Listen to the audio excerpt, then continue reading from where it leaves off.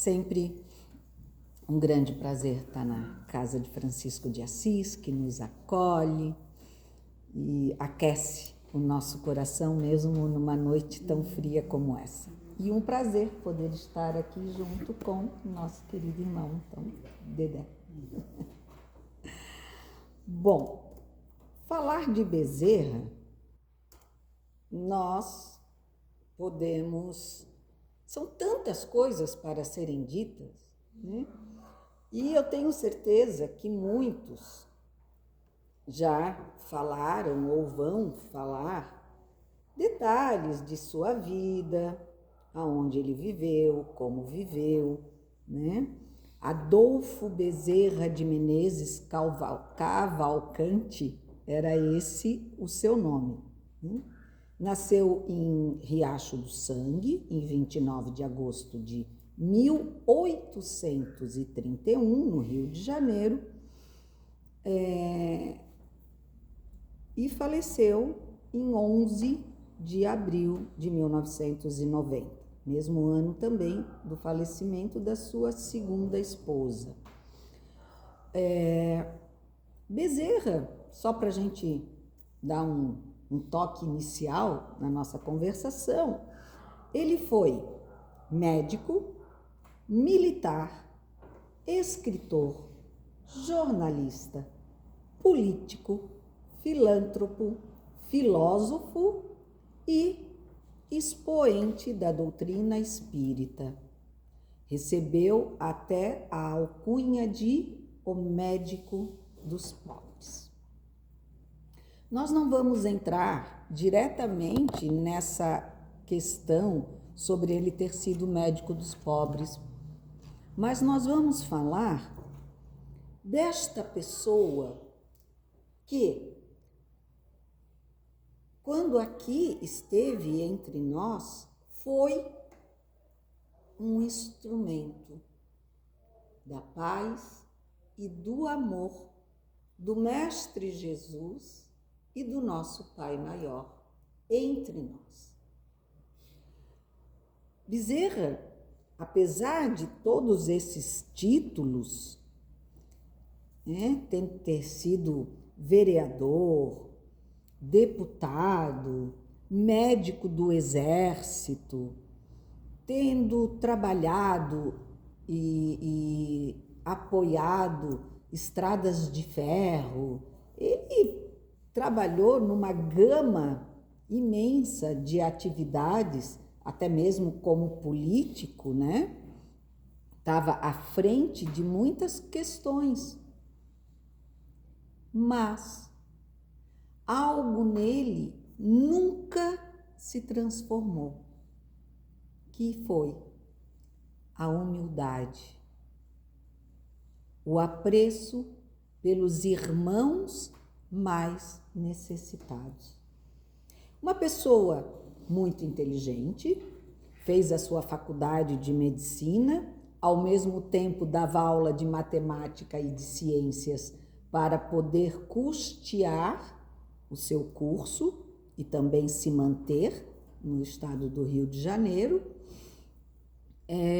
Ele lia muito, né? Não só nas questões da medicina, mas em vários outros quesitos. Era uma pessoa muito ativa na sociedade de então. E ele, certa feita, falando sobre a questão de ser médico, dizem assim: por sua postura de médico caridoso, atendendo pessoas que necessitavam, mas não podiam pagar, ficou conhecido como médico dos pobres. É relatado em suas biografias o episódio em que Bezerra doou o seu anel de grau em medicina a uma mãe para que comprasse os remédios de que seu filho precisava. Então, eu falei que a gente não ia entrar em detalhes, né? Mas só para a gente ter uma base da razão desse título, médico dos pobres. Mas não só porque ele atendia ao pobre, mas porque ele abraçava, ele se entregava e com tudo que ele tinha para os seus doentes, os necessitados que batiam à sua porta. E justificando a sua atitude, certa feita Bezerra disse: o médico verdadeiro é isto. Não tem o direito de acabar a refeição, de escolher a hora, de inquirir se é longe ou perto. O que não acode por estar com visitas, por ter trabalhado e achar-se fadigado, ou por ser alta a noite, mau o caminho e o tempo, ficar perto ou longe do morro, o que sobretudo pede um carro a quem não tem com que pagar a receita, ou diz a quem lhe chora a porta que procure outro. Esse não é médico, é negociante da medicina, que trabalha para recolher capital e juros dos gastos da formatura. É claro que, nós sabemos que naquele tempo era muito mais difícil se encontrar um médico, as UPAs não existiam, os postinhos de saúde, era tudo muito mais difícil de se encontrar, né? E justamente por isso, quando se tinha acesso a um médico, se faria muito necessário esse atendimento. Porque fora aquele médico da comunidade ou da cidade, do bairro, do município, enfim, muitas vezes não se tinha mais ninguém. Hoje a gente já tem dificuldade de hospitais, né? É um lá na capital e mais nenhum no restante do estado, como foi há muitos anos atrás, né? Então era complicado. Aquele médico praticamente precisava ser 24 horas disponível àqueles que o procuravam. Mas a gente não está aqui para falar sobre as questões técnicas do juramento de Hipócrates. Nós estamos aqui para falar dos exemplos de Bezerra. Porque nós sempre reclamamos de que as coisas estão difíceis, que tem muito mau exemplo na vida da gente, né? Que a gente liga a TV e só vê coisas ruins. Mas será que nós estamos procurando no lugar certo? E um dos lugares é a história de Bezerra, é a pessoa de Bezerra, que fez tanto bem,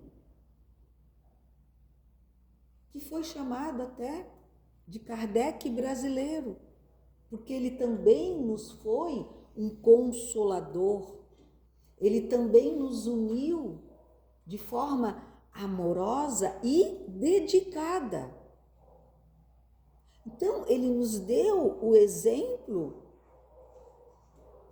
do exemplo que o Mestre Jesus nos deixou. Quando ele dizia que, eu bati em vossa porta e você não abriu, eu pedi de comer, você não me deu, eu senti frio e você não me agasalhou. E aí eles perguntam: Pai, quando que tu estivesse em minha casa e eu não atendi? Quando tivesse frio que eu não te dei uma coberta? Quando tivesse fome que eu não te dei o que comer? Quando? E Jesus falou: quando qualquer um que bateu a tua porta, era eu que batia junto com ele. E Bezerra simplesmente observou isso. Ele sentia isso. E a questão do sentir é muito maravilhosa no que se trata da história de Bezerra, porque ele, certa feita, ele não conhecia o espiritismo, ele era católico, né? E uma vez alguém lhe presenteou um livro dos Espíritos que havia sido traduzido para o português. Ele pegava um bonde que levava 1 hora da capital até o bairro, a cidade onde ele morava. E aí ele pensou, né? Eu acho que eu não vou ser excomungado por estar conhecendo algo, até porque eu só posso julgar aquilo que eu conheço. E também sou um estudioso, estudo as filosofias. E já que dizem que esse tal espiritismo é uma filosofia, acho que não estarei cometendo nenhum pecado. E como curioso e estudioso, ele abriu o livro e eu acho que a gente pode dizer que ele nunca mais fechou, né? Porque ele foi descobrindo, mas como uma pessoa de muita índole, né? De uma elevação moral primorosa para o seu tempo, ele levou 10 anos para realmente se colocar frente a toda uma sociedade a sua postura como espírita. E isso que a gente sabe que naquele tempo era muito difícil assumir tal condição, né?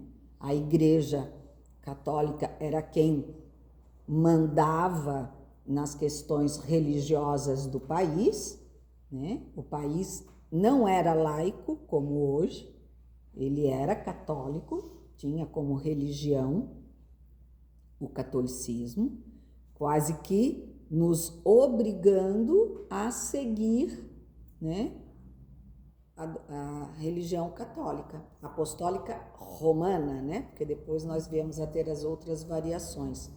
Então, ele foi cauteloso, ele recebeu o livro com uma dedicatória do médico Dr. Joaquim Carlos Travassos, que era alguém que tinha muito apreço e com certeza, eu diria assim, alguém que já tinha a visão sobre aquele espírito que já estava pronto, só faltava iniciá-lo, né? Colocá-lo na porta para que ele adentrasse a essa doutrina da qual ele então se tornou um bravo, né? Divulgador, além de uma pessoa que tinha a voz da união, apesar de ter as suas particularidades, como todos nós a possuímos, né, de pensamento, de saber o que queremos, o que não queremos, o que gostamos ou não, porém, ele conseguiu unir. E ainda assim, ele conseguiu nos dar, em toda a sua carreira, tanto na militar, que é difícil, que a carreira militar, ela obriga aos seus colaboradores, né, uma conduta rígida de pensamento, de atitudes, nada contra, né? Mas o regime militar é assim que se faz. Sou filha de militar, conheço bem, né? E ele sempre ali disposto, serviu como foi necessário. Quando foi chamado à política, se dedicou, e foi-lhe dado uma grande prova nesse momento, porque ele nem queria entrar para a política. Meio que colocaram ele numa de tapa-buraco ou ganha-voto, e ele acabou sendo eleito. E com muita expressão. Tanto que muitos não gostaram. E para que ele não conseguisse adentrar a vida política, disseram que, como ele era um tenente de segunda classe, que ele não poderia manter o serviço como militar e ser político. E aí ele simplesmente abandona a sua patente no exército e passa a ser só político. E como hoje, ontem e para trás, espero que para frente possa melhorar um pouco, todo bom e moral político não ganha dinheiro, né? E ele abdicou de um bom soldo militar para ganhar o que podia dentro da política e com os seus atendimentos médicos, que eram, na maioria, de graça, né? Ao ponto dele ter que doar o próprio anel de formatura por não ter nem de onde tirar mais dinheiro para uma pessoa necessitada. Então, esse exemplo de humildade, de aporte moral, fazendo, não sei se com convicção ou não, mas pelo seu grau de amadurecimento e de humildade, creio que fazia por fazê-lo. Um exemplo prático e diário dos ensinamentos do Mestre. Deu-mo, falando sobre o Livro dos Espíritos, na cidade, e eu morava na Tijuca, a 1 hora de viagem de bonde. Embarquei com o livro e, como não tinha distração para a longa viagem, disse comigo: ora, Deus, não hei de ir para o inferno por ler isto. Depois, é ridículo confessar-me ignorante desta filosofia, quando tenho estudado todas as escolas filosóficas. Pensando assim, abri o livro e prendi-me a ele como acontecera com a Bíblia. Lia, mas não encontrava nada que fosse novo para o meu espírito. Entretanto, tudo aquilo era novo para mim. Eu já tinha lido ou ouvido tudo o que se achava no O Livro dos Espíritos. Preocupei-me seriamente com este fato maravilhoso e a mim mesmo dizia: parece que eu era espírita inconsciente, ou mesmo, como se diz vulgarmente, de nascença. Vamos escutar uma melodia?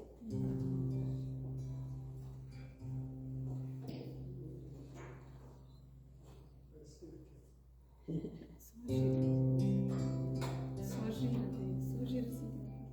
A glória do Evangelho, pra glória dos brasileiros, nasceu Bezerra de Menezes, diante de Deus, grande obreiro, médico do corpo e da alma, mesmo na terra se fez, Se a cura na medicina não estava, ele a buscava no reino de Deus. Sempre que orava, chorava ao dirigir-se ao Senhor.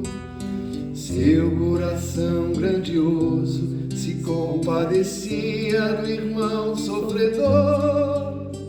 Bezerra de Menezes, vela por nós com amor.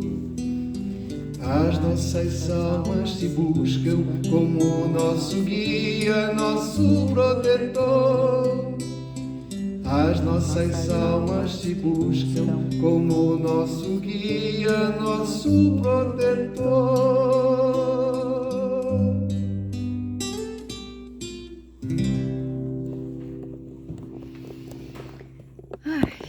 Aí a gente escuta, não dá vontade de falar mais nada, né? Porque a música e essa letra bendita já nos coloca, né? Esse grande homem nasceu com a sua estrela e, sem percebê-la, trilhou os seus dias, contribuiu para sua adesão, o contato com as curas extraordinárias obtidas pelo médium João Gonçalves do Nascimento, e em 1882, né, ele teve tudo isso auxiliando cada vez mais a sua confiança na fé que então ele começava a professar. Mas não antes de ler, estudar, entender e apreender todo o conhecimento. Então, percebam que Bezerra nos leva desde a humildade, ao carinho, ao atendimento ao próximo, como também nos estimula, mesmo sem grandes demonstrações, digamos assim, ao aprendizado, ao estudo, à descoberta dessa doutrina consoladora. Ele trabalha, meu Deus, com várias outras questões, ainda se mantendo na política, começa com o lançamento do periódico do Reformador, pelo Augusto Elias da Silva, e ele começa a atrair, então, e levar, né, redigindo artigos para esse jornal, essa revista, da qual ele começa a ser um grande contribuinte, né? E após estudar por alguns anos as obras de Kardec, em 16 de agosto de 1886, aos 55 anos de idade, perante grande público estimado, conforme os seus biógrafos, entre 1.500 e 2.000 pessoas, no Salão da Conferência da Guarda Velha, no Rio de Janeiro, em longa alocução, justificou a sua opção em abraçar o Espiritismo. O evento chegou a ser referido em nota pública pelo O País, periódico de maior circulação da época. E aqui dá para fazer um adendo que, ao se declarar espírita, o irmão rompeu com ele laços familiares, porque era algo descomunal. um homem íntegro, médico, político, se entregar a uma doutrina, né? Deixar as reticências para aquele período. Então, ele sofreu até essa questão, né? Mas ele nunca brigou.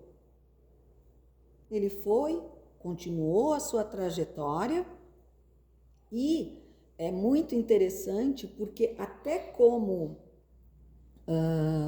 político, né, ele cuidou do espiritismo. Ele organizou e presidiu um congresso espírita nacional no Rio de Janeiro, no dia 14 de abril, com a presença de 34 delegações de instituições de diversos estados. Isso ele fez quando o espiritismo estava se rompendo entre aqueles que, como Bezerra, até porque advindo da Igreja Católica Apostólica Romana, olhava o espiritismo com um olhar mais religioso, né? Em contrapartida com aqueles que não viam essa questão ou não aceitavam muito essa questão religiosa e batiam mais pela questão científica. E ele foi, então, usado, no bom sentido, como mediador entre esses, né? E ficou por 2 anos como vice-presidente 2 mandatos, como vice-presidente da Federação Espírita Brasileira, até chegar a um mandato, se eu não me engano, como presidente, para formalizar essa união. E vejam que em meio de toda essa conturbada relação, da qual a gente compreende, porque aconteceu, acontece e irá acontecer, pois o movimento espírita não é perfeito. Nós temos a doutrina perfeita, que veio do Mestre Jesus. Mas os homens e mulheres que formam o movimento são seres passíveis de falhas, de cegueiras momentâneas ou constantes, dependendo da questão, que trazem o erro, a discórdia, enfim. Normal em todas as relações, principalmente num planeta de provas e expiações, o qual ainda estamos vivendo. E naquele tempo não foi diferente, mas Bezerra, no ano de 1889, consegue então unir todas essas pessoas. Olham a força desse homem, né? Nesse período, ele iniciou o estudo a ser eleito presidente. Não, desculpa. Em 1889, Bezerra foi percebido como o único capaz de superar as divisões, vindo a ser eleito presidente da Federação Espírita Brasileira. Nesse período, iniciou o estudo sistematizado de O Livro dos Espíritos, nas reuniões públicas das sextas-feiras, passando a redigir o Reformador. Exerceu ainda a tarefa de doutrinador de espíritos obsessores.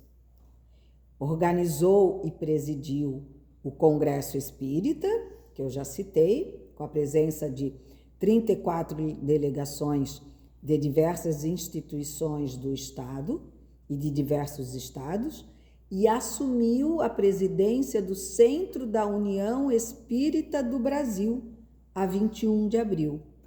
E, a 22 de dezembro de 1890, oficiou ao então presidente da República, Marechal Deodoro da Fonseca, em defesa dos direitos e da liberdade dos espíritas contra certos artigos do Código Penal brasileiro em 1890.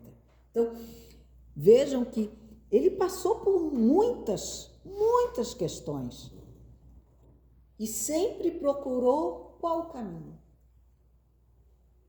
Mais fácil? Chegar, dar uma palestrinha, ir para casa, dormir com a consciência aparentemente tranquila. Fiz o que eu tinha para fazer. Deu. Ó, cumpri hoje, hein? Visto na minha agenda. Né? Não. Bezerra não fazia assim.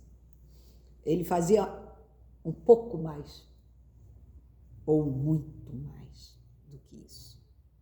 Ele se preocupava em organizar, em defender, em lutar pelo direito de todos. E assim, vejam que ele vai em cima do Código Penal brasileiro, que percorria e... como é? Esqueci o termo. Corria atrás dos espíritas, né? Fechando casa, perseguia. Eu falei percorria e não veio perseguia muitos dos espíritas. Então, gente, é muito importante a gente perceber que a gente não fala só da biografia de um homem, de um ex-político, de um ex-publicitário, de um ex-médico que morreu na pobreza. Com tudo isso que fez na vida, morreu na pobreza. Que, como nós, tinha carne, osso e sanguinho correndo nas veias, que eu sempre falo isso, né? A gente é meio assim, porque a gente ainda é de carne, osso e tem sanguinho correndo nas veias. Teve um filho muito doente. Teve a primeira morte da esposa, deixando ele com 2 crianças, uma de 3 e uma de 1 ano. Superou, casou novamente. Teve um total de 9 filhos, tendo enterrados, se eu não estou enganada, 6 ou 5. E a gente sabe que é, mesmo para quem compreende, uma dor muito grande, o afastamento daqueles que vêm depois de nós, né? Que a gente espera a ida dos que já estão à frente. Então, perder no sentido mais comum da palavra, ou separar-se mesmo que momentaneamente dos filhos, é sempre uma dor muito profunda. E tudo isso ele passou. Passou da riqueza para a pobreza, foi enganado. Tudo ele passou, como nós passamos. Mas ele nunca desistiu. E ele foi, em todos os seus momentos, um apóstolo de Jesus. Um exemplo de caminhada, de moral, de fé. E mais do que fé, se é que pode existir, da certeza de que ele estava cumprindo com o que era o seu dever. Amar a Deus sobre todas as coisas e ao próximo como a nós mesmos. Que Bezerra esteja conosco, hoje e sempre. Gratidão.